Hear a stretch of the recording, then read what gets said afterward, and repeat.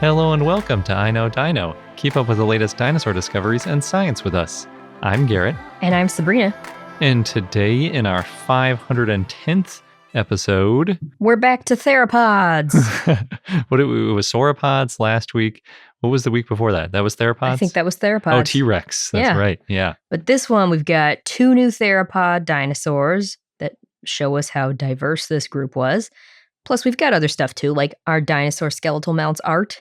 And there are a couple of more books I want to mention. If you're looking for books to read, this time it has to do with dinosaur fiction. Mm-hmm. We've also got Dinosaur of the Day, Confuciusornis, which was a crow-sized dinosaur, and a theropod. And our fun fact is that heavy rains often lead to new dinosaur discoveries. And in Brazil, scientists may have found one of the oldest, most complete dinosaurs. Ooh, oldest, most complete. That is huge news. Mm-hmm. And a fun fact. I guess so. Because Brazil, you got like Nyasasaurus. Oh, because I can tell how excited you are. Uh-huh. There's no peer-reviewed article on this yet. We'll be keeping an eye out on it. That's why it's in our fun fact section. Okay. Then that's why you said they may have. Yes. Not did. We'll be keeping an eye out. That is still a fun fact. But before we get into all of that, as always, we want to thank some of our patrons, because without our patrons, our show would not exist, and you would know less about dinosaurs, and, then everybody loses. So this week, we'd like to thank Lawrence, Histologysaurus, Kelly, Stevoceratops, Ayumi, Daniel McGill, Michael, Fog Knight, Robert, and Kate. And I know not everyone is a fan of the ads on our show, but I have some good news. If you join our Patreon at the Triceratops level or above, you get the show ad-free. And that's in addition to getting the exclusive monthly I Know Paleo episodes, access to our Discord server, extended interviews, and other perks. So if you want more of what we have to offer or less of the ads that we offer, please consider joining our Patreon, patreon.com/iknowdino. Jumping into the news, I'll start with the first of the two new theropods. This one's a new Allosauroid theropod dinosaur, Alpkarakush kyrgyzicus. That's a tricky sounding name. Yes, it was found in Kyrgyzstan. That's where the name is coming from. I can't remember the last time we talked about a dinosaur from Kyrgyzstan. Me either. This one was published by Oliver Raoult and others in the Zoological Journal of the Linnaean Society, and it's open access, so if you want to, you can read it. We'll have a link in our show notes. Specifically, it's a metriacanthosaur. That's a group that lived from the Middle Jurassic to the Early Cretaceous. They mostly lived in what's now Asia, and in Asia, they're mostly found in what's now China, and they're known for their neural spines.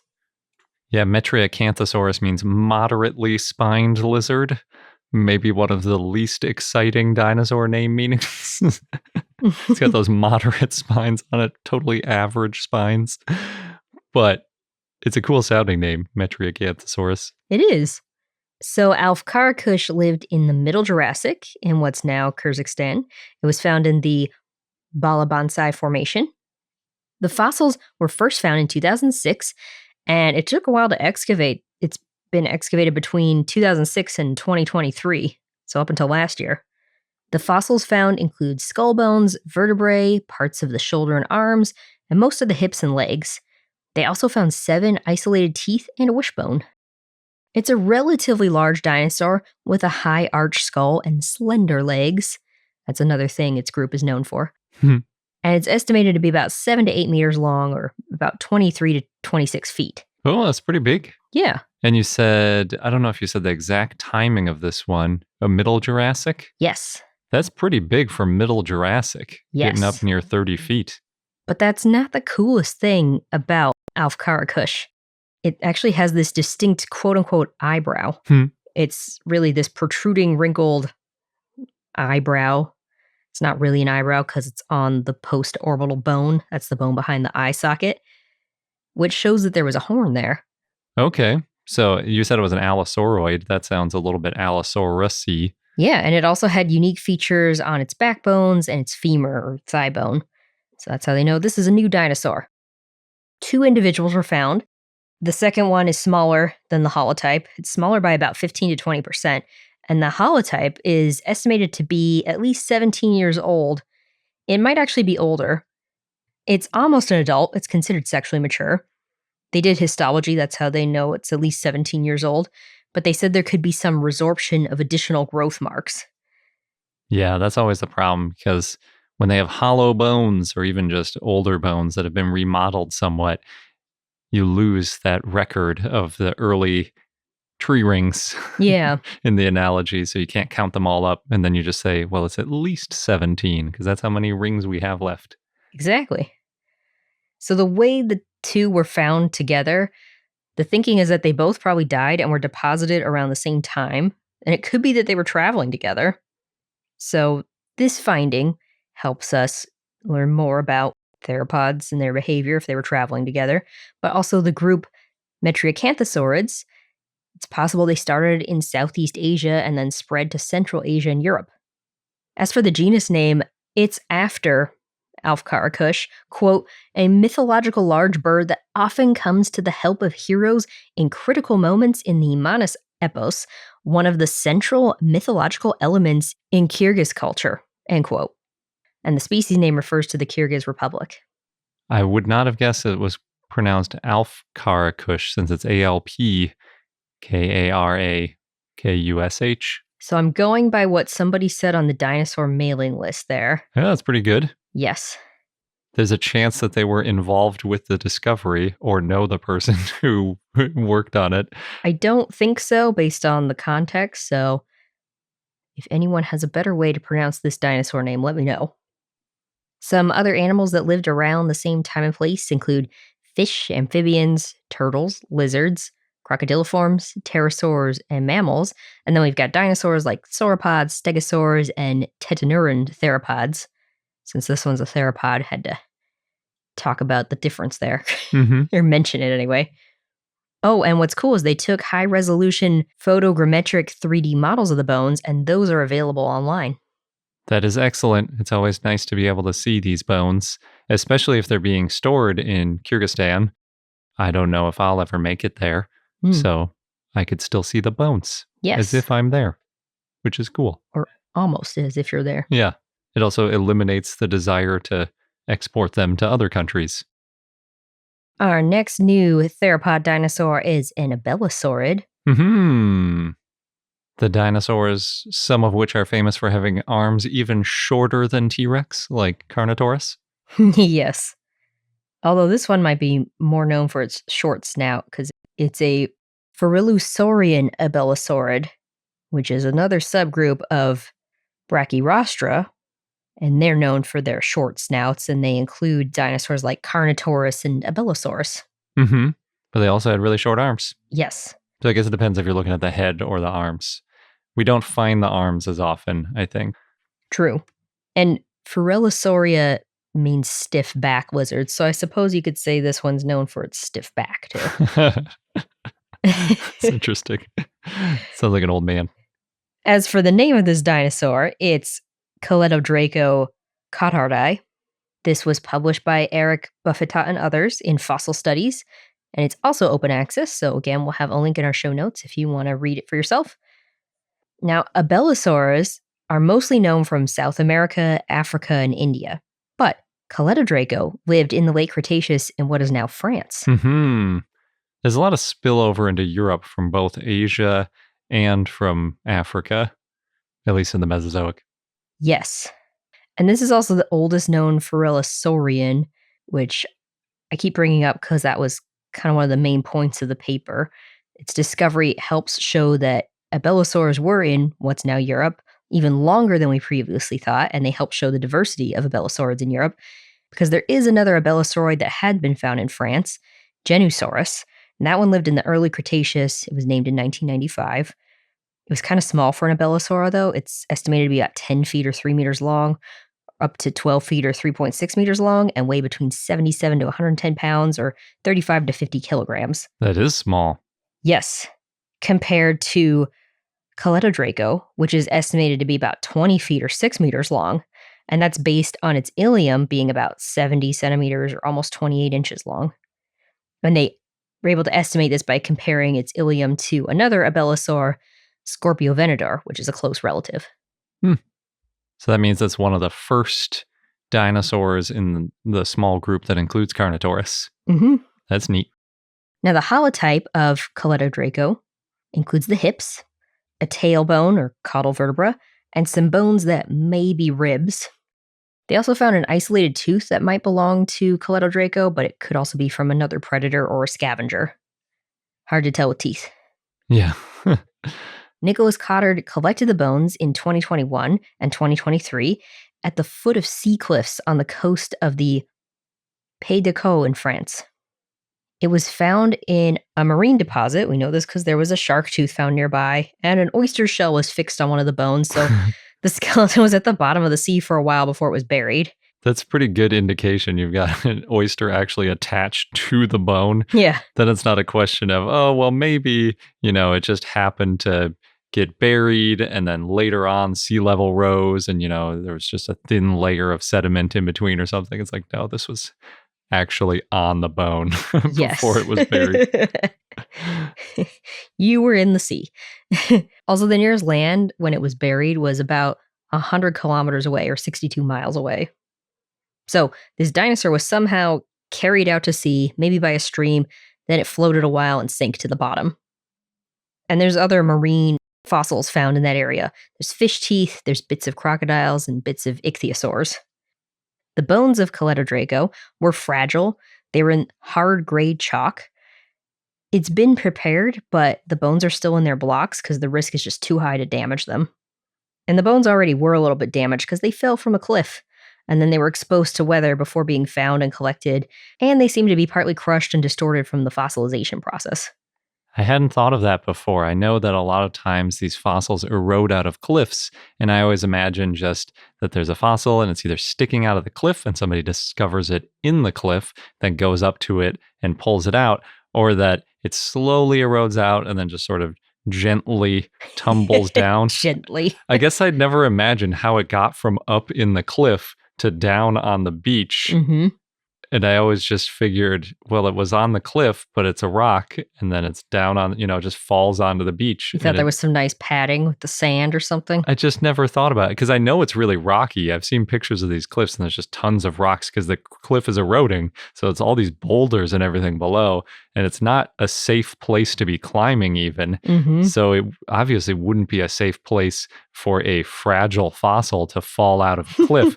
But I just never considered the fact that it could have been preserved in this rock over 100 million years in some cases, and then it erodes out of the cliff, and that's the point where it breaks. Mm-hmm. Just kind of falls and splat. Yeah, and just you can imagine there have been these cases where somebody is lifting a fossil with a helicopter or something, and something goes wrong and it drops, and it just shatters into so many pieces that it's basically completely destroyed. Mm-hmm. You can imagine that happening with some of these fossils eroding out of cliffs, that they fall, if it falls 30 feet onto a sharp rock or something, it could just be completely obliterated and you never put the pieces back together again. Yeah. I never considered that. That's interesting. I'm glad they put this one back together. Yeah, well, luckily in this case, some of the bones were well preserved enough to be identified. Nice. The genus name, Caletodraco, comes from Caleti or Caletes. It's, quote, a Celtic tribe that inhabited the Pays de Caux, the part of Normandy on the coast of which the fossil was found. And Draco means dragon in Latin.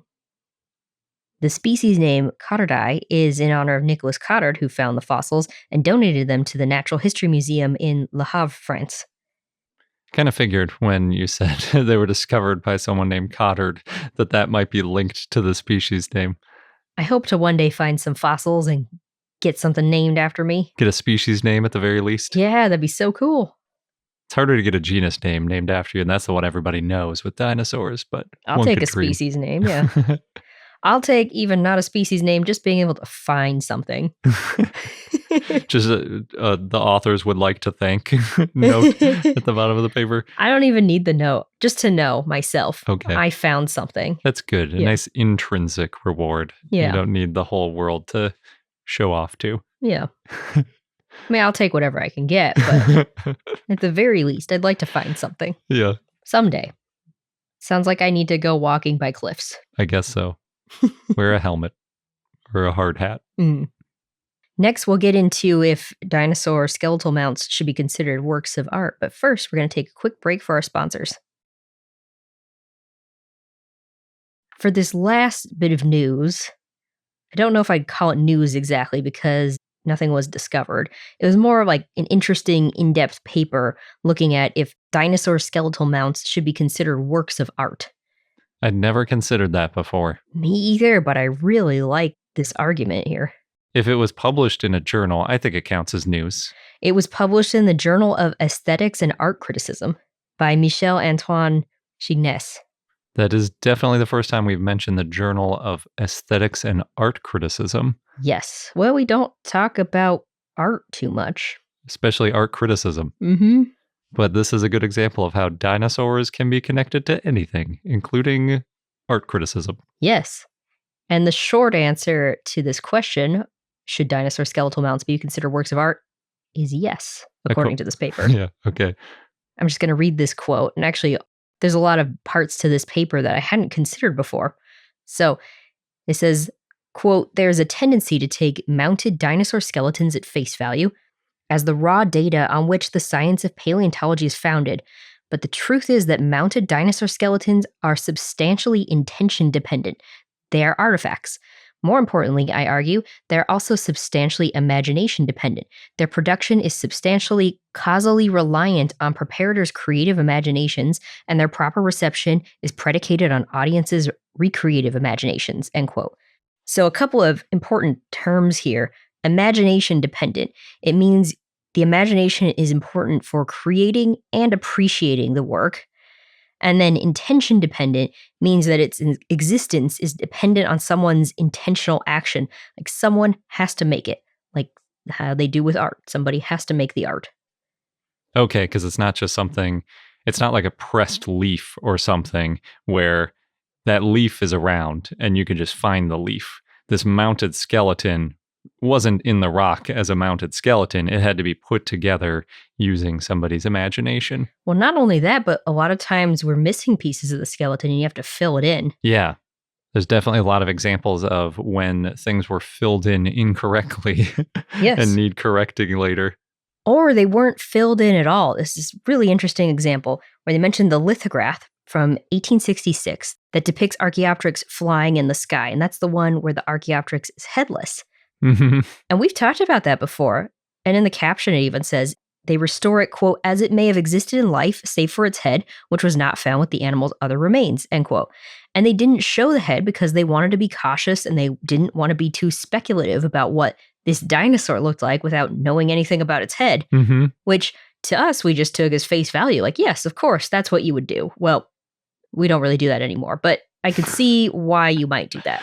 What I think of is in a lot of paleo art, they'll position the animal in a way so that it emphasizes the bone that was found. Like we were just talking about a dinosaur the other day where they had a really good example of its foot and they posed the dinosaur like hopping over a log with its foot kind of kicked out back towards the viewer's perspective. Yeah. So it's like, oh yeah, that's the dinosaur's foot. That's what your eye gets drawn to. Right. But rather than doing that in this case, they literally just didn't draw the head at all, which you could see with Archaeopteryx. In 1866, we didn't have other bird-like dinosaurs anywhere in the fossil record that were known about. So they had no clue what its head might have looked like, and they just didn't even want to guess. Yeah. But this author has an interesting take on the whole thing. In the paper, it says, quote, and this is what is so astonishing about the picture. The desire to avoid scientific inaccuracy has led to the introduction of an enormous inaccuracy since headless animals cannot fly. Instead, the image effectively invites viewers to imagine the animal's head for themselves, end quote. Oh, that's a good point.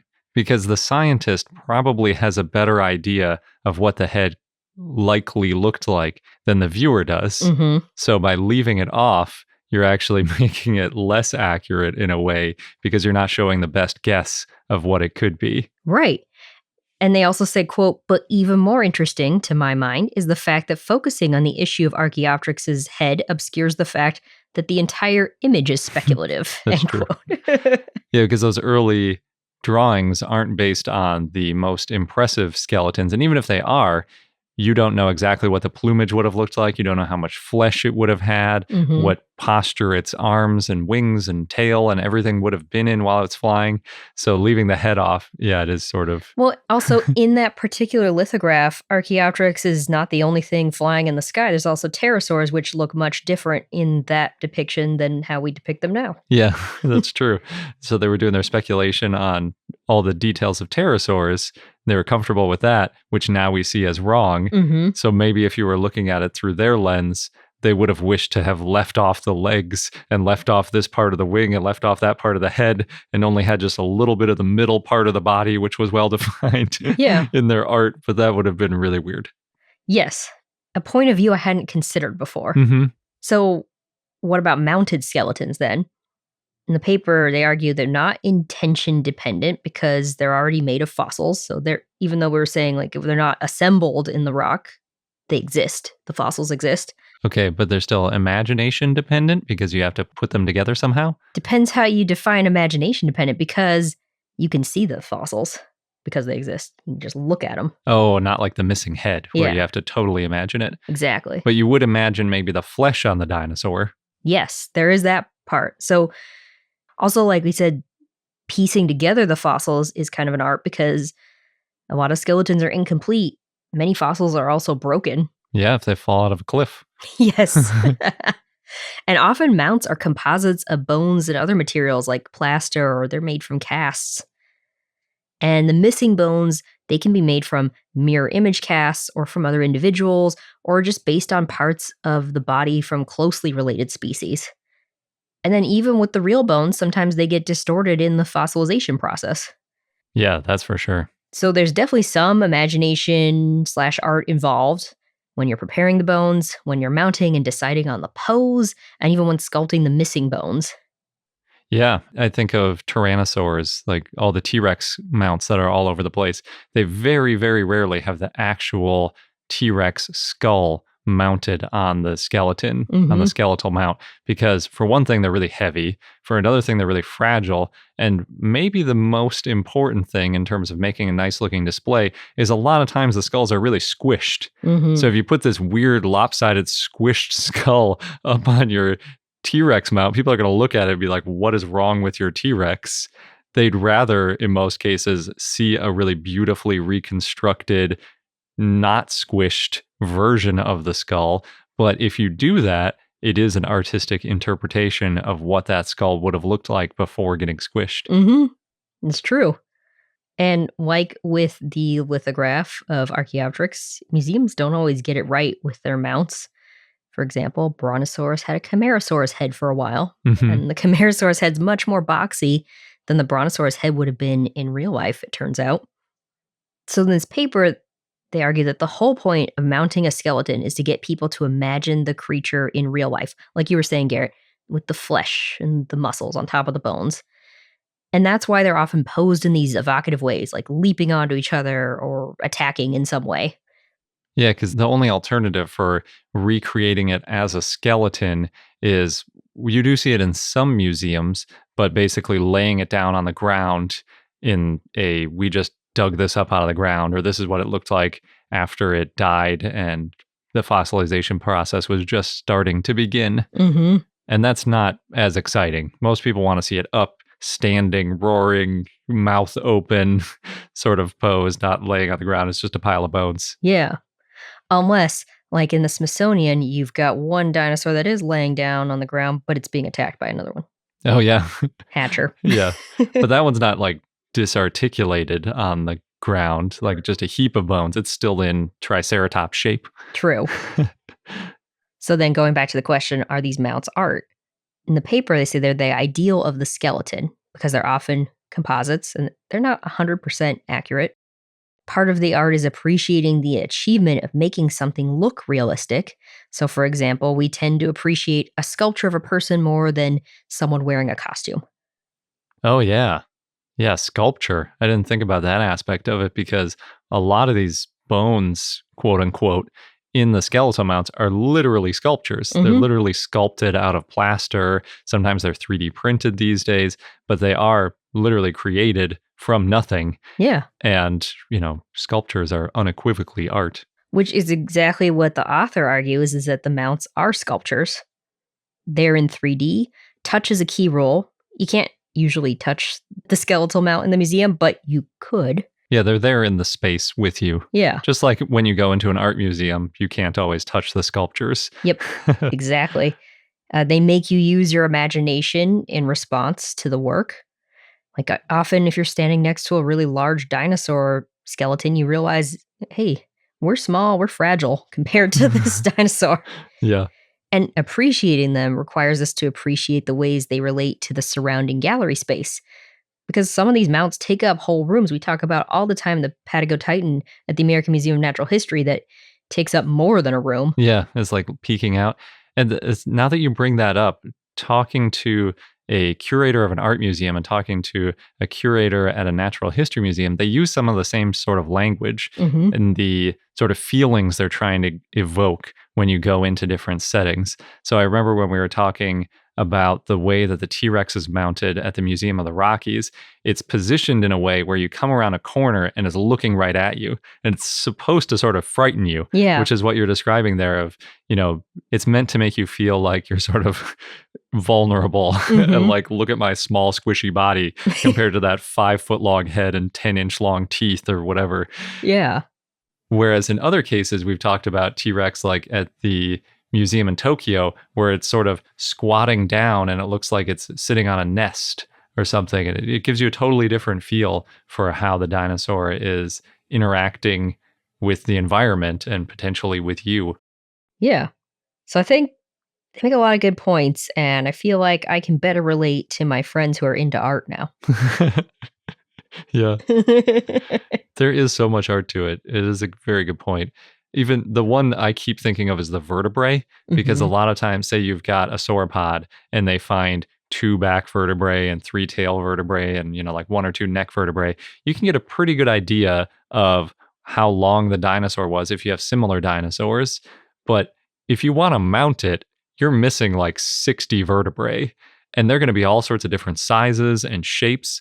And you're just going to have to interpolate between those neck vertebrae and those back vertebrae and those tail vertebrae, and often extend the tail and how many extra vertebrae you make past the end before you decide, okay, I've got enough, and that'll be the tip of the tail, is definitely an art. Yes, and we know that changes because we just talked to Susan Butts at the Yale Peabody Museum, and a couple of the updated mounts there, they either lengthened or shortened things. Yeah. Add some more vertebrae. We didn't put enough in the first time. Yeah, so pretty cool paper. Yeah, that's very interesting.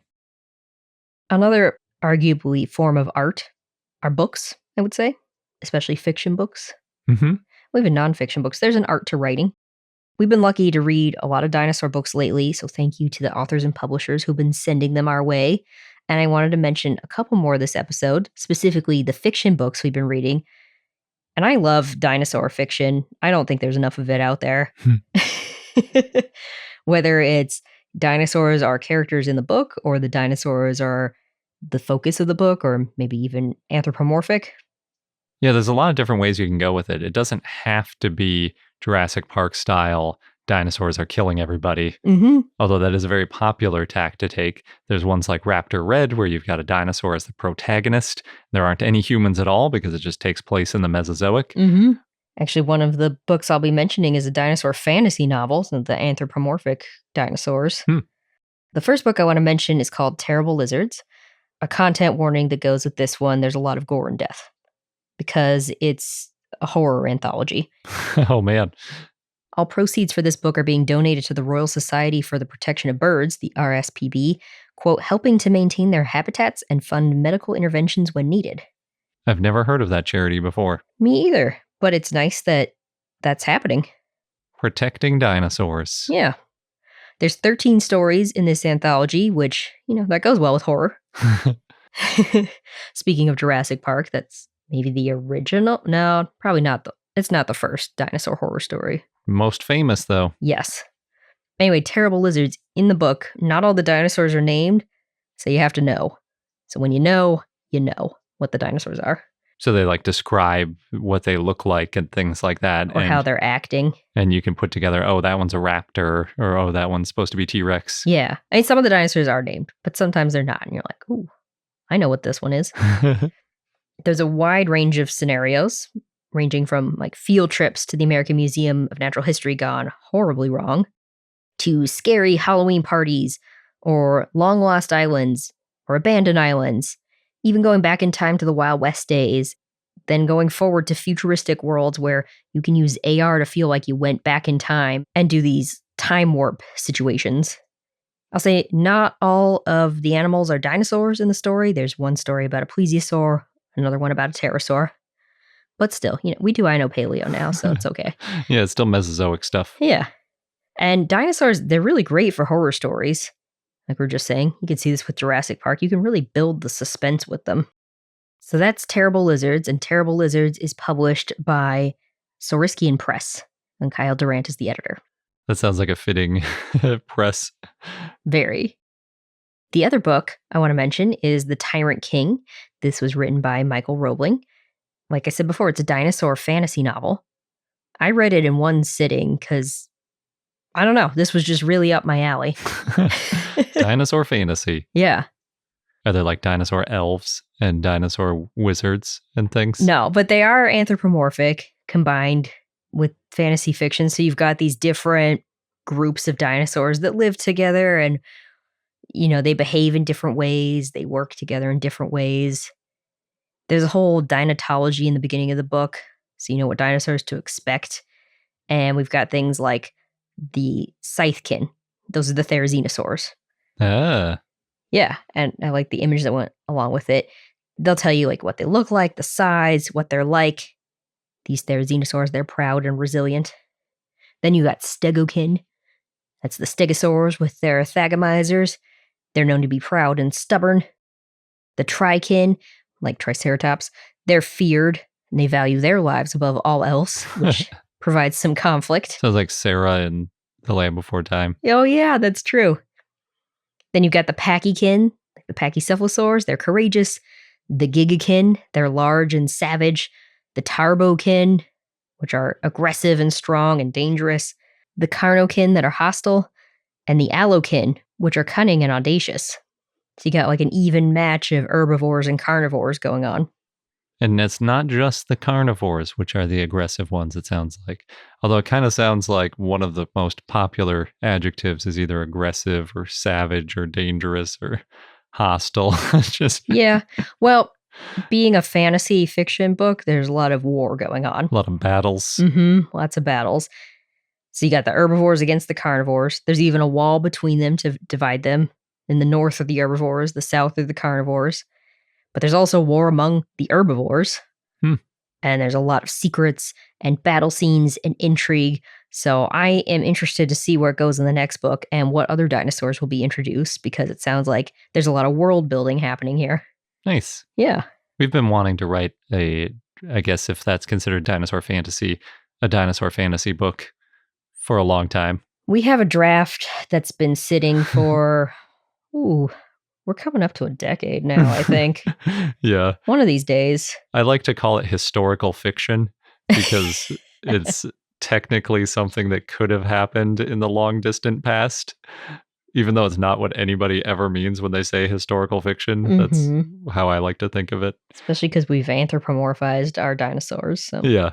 They weren't speaking English back then, that's for sure. They weren't. But sort of like Raptor Red, I think of as historical fiction too. It's like an animal going about its day. It could have been doing stuff like there were other animals in history than just humans. Yes. So I feel like it should qualify, but I feel like we might be talking about two different books here, because the one I'm thinking of, I would not call historical fiction. I would definitely call that fantasy, because we give them a lot of human characteristics. I guess, yeah. Versus something like Raptor Red is like, yeah, we don't know for sure that this story happened, but we could see it, because it's more like if you were watching a documentary. I guess so. We have a little bit more interaction between the dinosaur groups. It just depends how much fiction is allowed in your historical fiction. I'd say ours has a lot of fiction. It's not quite Pride, Prejudice, and Zombies level, but like somewhere in between that and actual Pride and Prejudice. Yeah, and it is based on dinosaurs that actually lived near each other. Yeah. Yeah, one of these days we'll get there. Maybe. All right, that wraps up the art section of this episode. Art and books. Yeah. Or the arts, maybe? Yeah. We will move on to our dinosaur of the day in just a moment, but first, we're going to take a quick break for our sponsors. All right, we've talked about the arts. Now we'll get back to the science, I suppose. Mm-hmm. Yes. There's a lot of overlap between the two. Yes. So now on to our dinosaur of the day, which is Confuciusornis, and that was a request from Allosauroid via our Patreon and Discord, so thanks. Confuciusornis was an Avialan that lived in the Early Cretaceous in what is now China. It's been found in the Yixian and the Jiufotang Formations. It's from the Jehol Biota, which is an exciting biota because, well, we've talked about that one. A lot of the dinosaurs found there are just so well preserved. A lot of feathery bird-like dinosaurs. Mm-hmm. And in huge numbers. Some of them we have hundreds of. Yes. Including Confuciusornis. Which might be like 1,000 specimens found, something like that. Yeah. And it's a very much a bird-like dinosaur. I think it might be a bird. Yeah, it depends on what you consider a bird. Yeah, because Avialans are theropod dinosaurs that are more closely related to birds than Deinonychus, and they include birds. This one was very old. It lived about 125 to 120 million years ago, but it looked almost like a modern bird. It had wings, it had tail feathers, and a beak, claws on its hands and feet. It was about the size of a crow. It's estimated to be about 1.6 feet or 50 centimeters long, have a wingspan of up to over 2 feet or 70 centimeters, and weigh between, well, less than half a pound or about 0.2 kilograms, up to over 1 pound or half a kilogram. Yep, sounds like a crow. Mm-hmm. Many skulls have been found, but they were crushed. We do know it had a deep jaw and a robust skull, though, as well as a robust, pointed, toothless beak. Oh, I was going to ask if it had teeth. For some reason, I always think Confuciusornis had teeth. I do too, but just because it lived that long ago doesn't mean it had teeth. Yeah. Some specimens had 8 neck bones, others had 9. It had a short tail with a pygostyle, that's the fused tail bones. That gives you a little tail fan in most cases. Yeah, but it also had these 2 long, streaming tail feathers. Oh, yeah. It had a large upper arm bone, or humerus, large claws on its arms, or hands. The claw on its first finger was large and curved. These claws were probably for climbing. It also had curved foot claws and foot pads and scales on the bottom of its feet, which may mean that it perched in trees like modern birds that have similar features. So, based on the features of its feet, maybe it spent a lot of time in trees.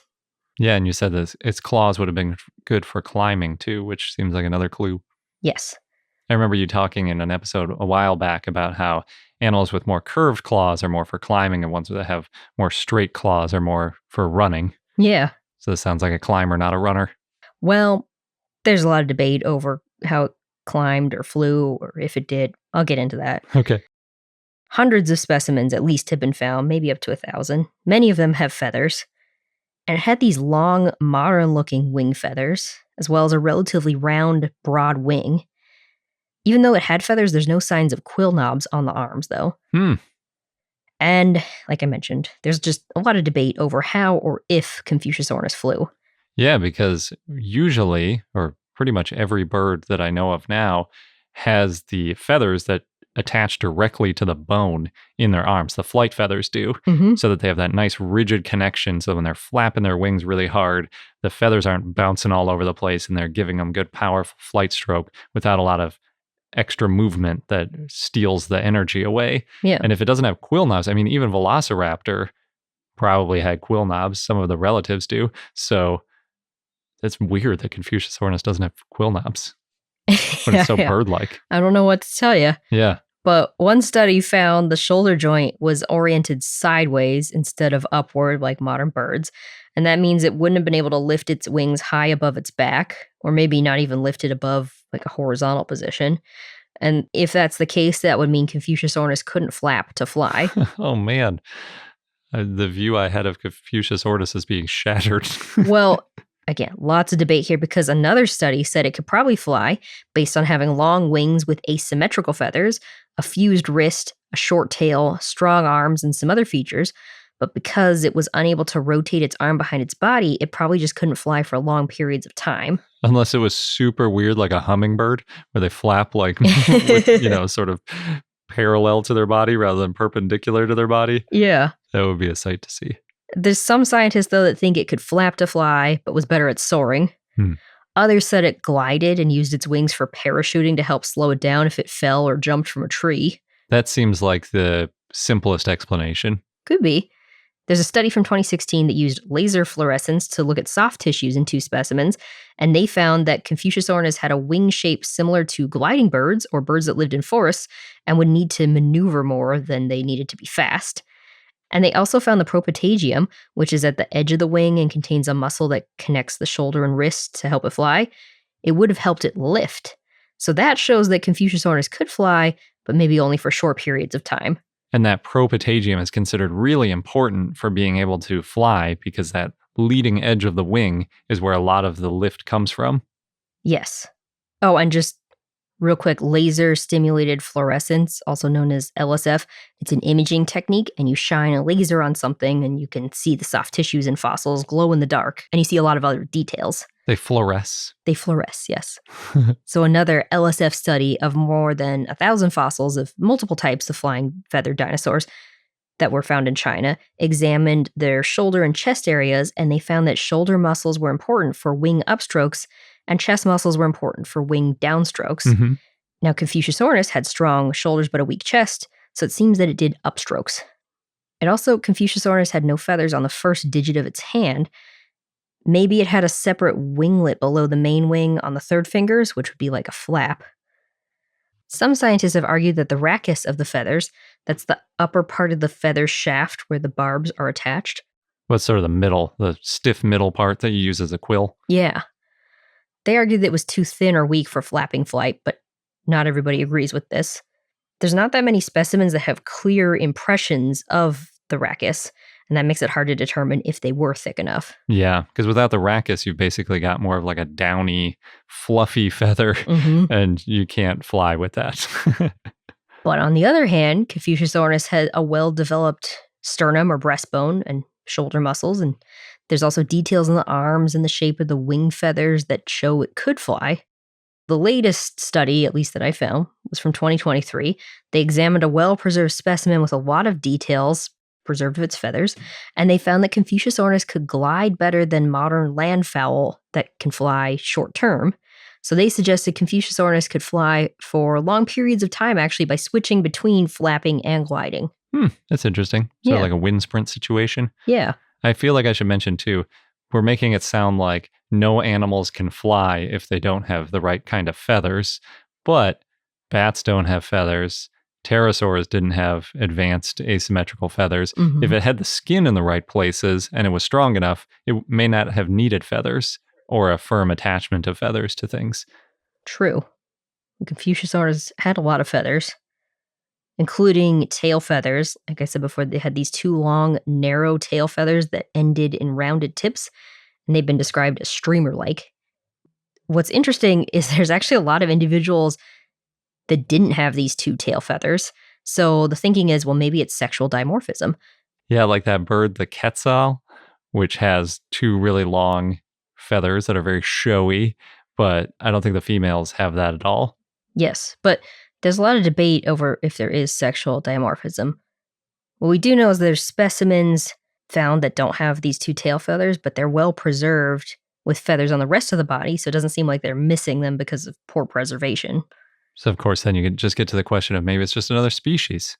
No, that doesn't seem to be the case. There's one 2011 study that found that out of 130 specimens, 18% had the long tail feathers, 28% did not, and the rest were just too poorly preserved to know.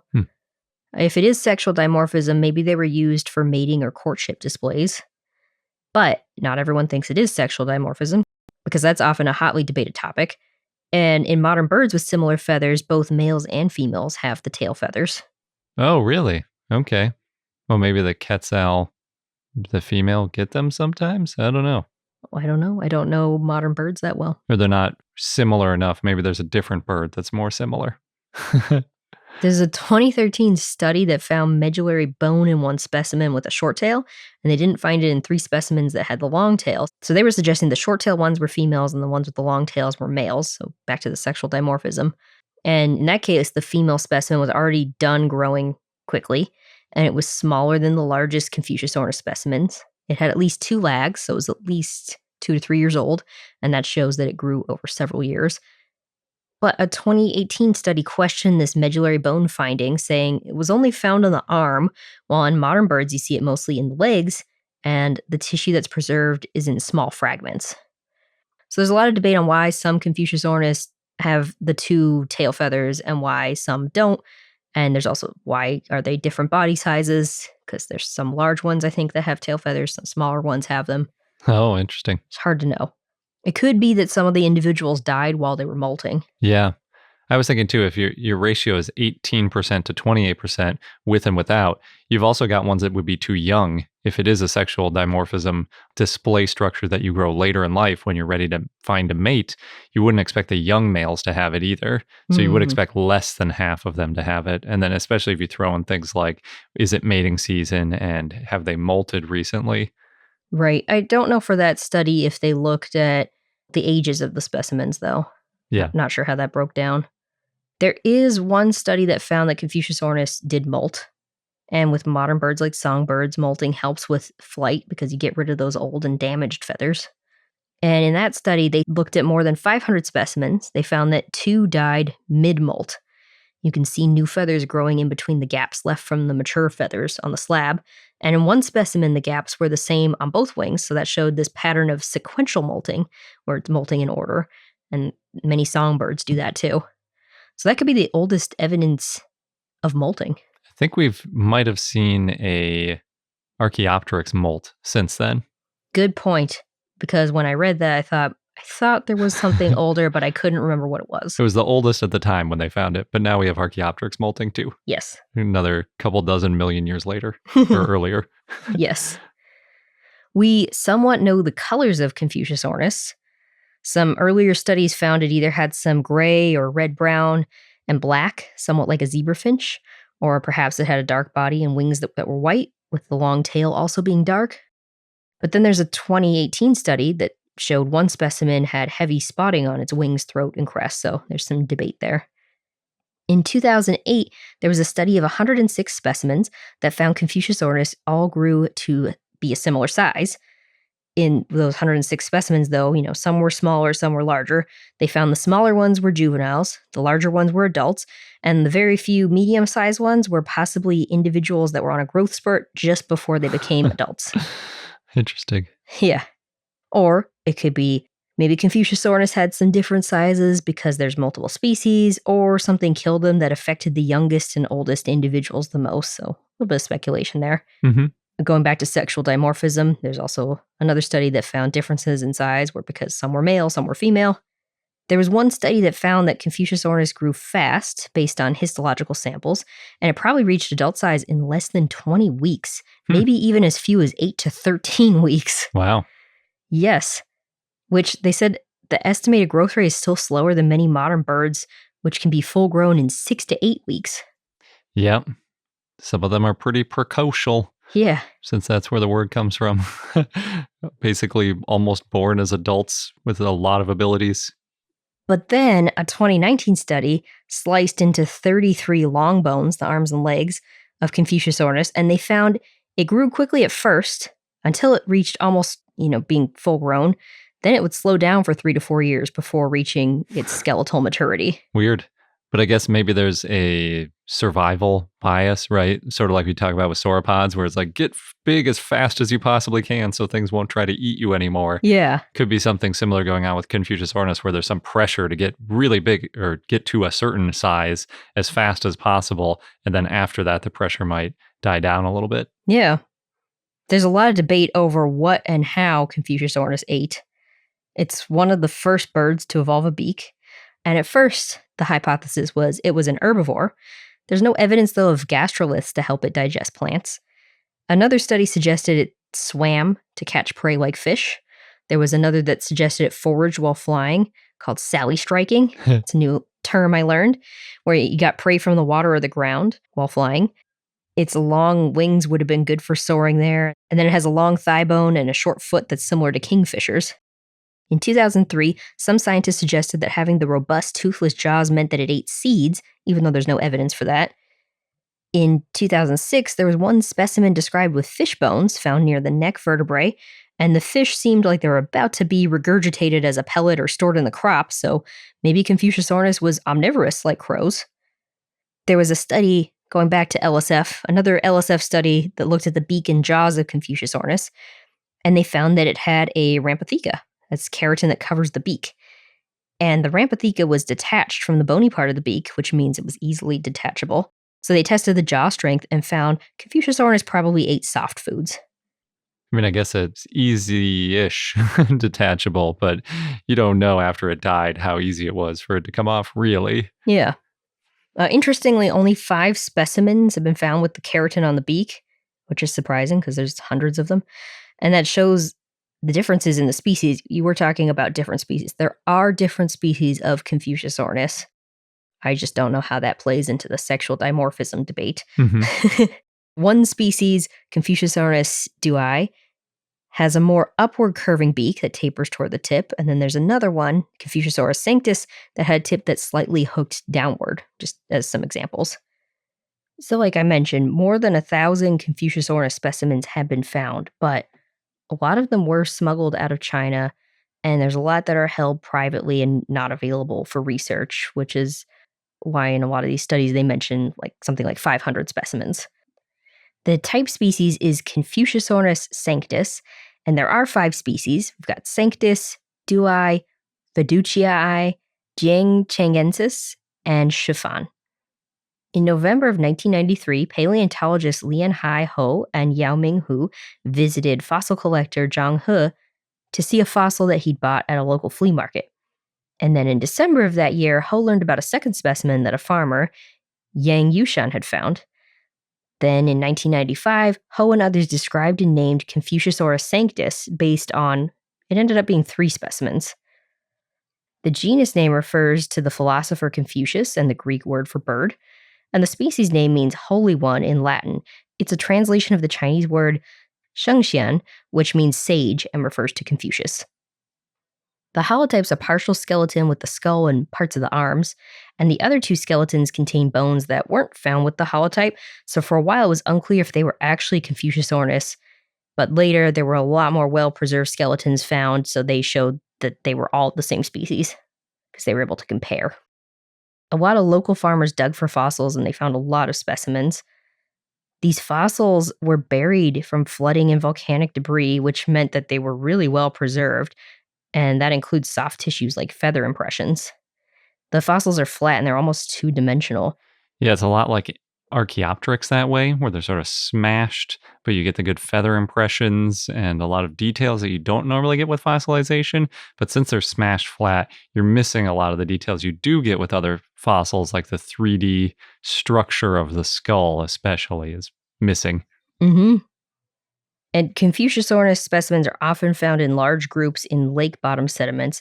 They appear to not have moved far from where they died, so it seems like they traveled in flocks together over lake surfaces, like other flying animals, just going back to the flying debate.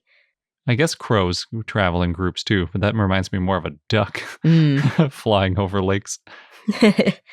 There is one discovery that found 40 individuals together, and that could mean an entire flock was killed at the same time, maybe by ash or heat or poisonous gas after volcanic eruptions. And if they couldn't actually do powered flight, do they count as a flock? I don't know. Well, the latest study was flapping and gliding, so Maybe. yeah. Maybe a flock. Many species over the years of Confuciusornis have been named and described, but not all of them are considered valid. And the species name refers to Chuanzhou, which is an ancient name for beipiao, but now that one's considered to be a synonym of Confuciusornis sanctus. Ho also named Confuciusornis sunniae in 1997, and that species name is in honor of Madame Sun, the wife of Shiquan Liango, who donated the fossils to the Institute of Vertebrate Paleontology and Paleoanthropology. But now it's considered to be a synonym also of Confuciusornis sanctus. Been a lot of lumping happening. Yes. Ho and others named Confuciusornis dui in 1999. That species name is in honor of the fossil collector who donated the bones, Wang Yadu. 2 specimens were found, and this species was considered to be different because it's smaller. The jaw tips were more pointed. The lower jawbone didn't have a keel under it, and there were differences in the body, like the claw on the first digit being smaller, the sternum's longer, and the lower part of the leg was shorter than the pygostyle of the tail. But a study in 2011 found Confuciusornis dui to be the same as Confuciusornis sanctus. However, the holotype of Confuciusornis dui was probably lost, so that study used a cast, and we just might need another study to determine if the species is valid. That's a bummer that they lost the holotype. It wasn't found that long ago. Yeah. I'm not used to holotypes being lost that were found in the late 1900s. I'm used to that being things from the 1800s or maybe 80 years ago. Yeah, well, things happen. In 2009, Fu Chengzhang and others named Confuciusornis fiducii. That species name is in honor of the ornithologist Alan Fiducia. It's considered to be bigger than other species of Confuciusornis and have different proportions, and there's other differences like the arm's 15% longer than the leg versus the arm and leg length are the same in Confuciusornis sanctus. But then a 2011 study also found Confuciusornis fiducii to be the same as Confuciusornis sanctus. So much lumping. In 2010, Lili and others named Confuciusornis jianchangensis, which was found in a different formation from the other species. It was found in Jiufotang instead of Yixian. So that one stuck around. As has the one named in 2022, the new species Confuciusornis jiufotang, which was named based on a nearly complete skeleton. It lived in the Early Cretaceous about 119 million years ago, and it was smaller than the other species. It weighed less than 200 grams or 7 ounces. Ooh, that is a lot smaller. Yeah. It's preserved on a slab. It looks also like a stronger flyer based on the wings, and it had this extra cushion-like bone in the first digit of the wing. The species name Shifa means a paragon of all teachers in Mandarin, and that's in honor of Confucius, and it also commemorates the 70th anniversary of Shenyang Normal University, also known as Shenyang Shifan Dashui. In 2007, Gary Kaiser mentioned a skeleton of Confuciusornis with an egg near its right foot, but we don't actually know for sure if the two were related. The egg was the right width to fit through the pelvic canal.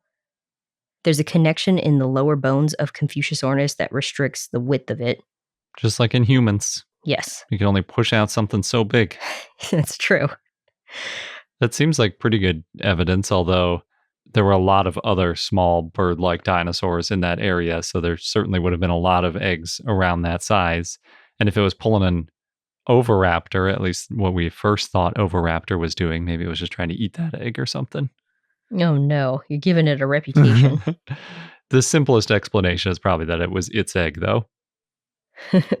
Well, Kaiser also suggested that Confuciusornis had nests in crevices in trees to protect them, and the small size of the egg may mean that there were large clutch sizes. But a study in 2016 found that Mesozoic birds probably buried their eggs in the ground, like some non-avian dinosaurs.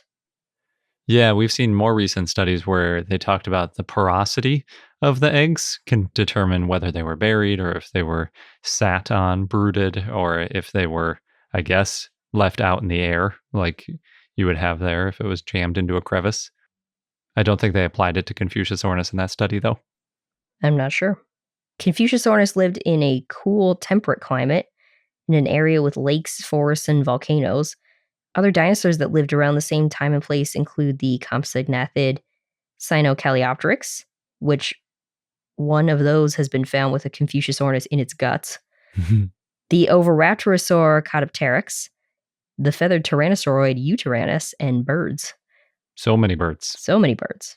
And other animals that lived around the same time and place included gastropods, bivalves, insects, fish, mammals, lizards, and pterosaurs. Yeah, Confuciusornis is a super important dinosaur. Any dinosaur where you found so many specimens is very important. Yeah, it can tell you a lot. Hundreds to 1,000. Yeah, because you get some actual sample size there. That's very helpful. Although, like we saw, there's still debates over how it flew and sexual dimorphism. Yeah, you still need more fossils. Yes. Even though there's like 1,000 of them. In this case, it might be need more study than need more fossils, actually. Yeah, it could be. And our fun fact is that heavy rains often lead to new dinosaur discoveries. And in Brazil, scientists may have found one of the oldest, most complete dinosaurs. Those sound related. Did they find a more complete dinosaur with heavy rains? Yes, there were a lot of heavy rains in Rio Grande do Sul in Brazil, which is a southern state. And these fossils were found next to a reservoir. The rainfall made it easier to find, but it also meant that they needed to excavate quickly so it wouldn't get destroyed. Like the leg bone and the hip bone were already getting damaged. This dinosaur is from about 233 million years ago, so it's from the Triassic. Like I mentioned in the beginning of the episode, nothing's been peer-reviewed, published yet, so we'll keep a lookout for the paper. But I can tell you it's a Herrerasaur. Okay. And it's estimated to be over 8 feet or about 2.5 meters long. They've got an almost complete skeleton. Oh, cool. And it could be the second most complete skeleton for a Herrerasaur, which, quick reminder, they're carnivorous dinosaurs, some of the oldest ones. They're relatively small sized, and though they look kind of like theropods, they actually have a mix of basal and derived traits. They're super weird. It's hard to figure out if they're theropods or more basal, or if they're even just like a dinosaur, a morph, and not true dinosaurs. It kind of depends who you ask. Yes. Maybe this one will help answer some of those questions. They don't know yet if the dinosaur is a new species, so we'll see. 233 million years is very long ago. Mm-hmm. Not quite oldest. That's maybe more like 240, 245, depending if you include silosaurs or not.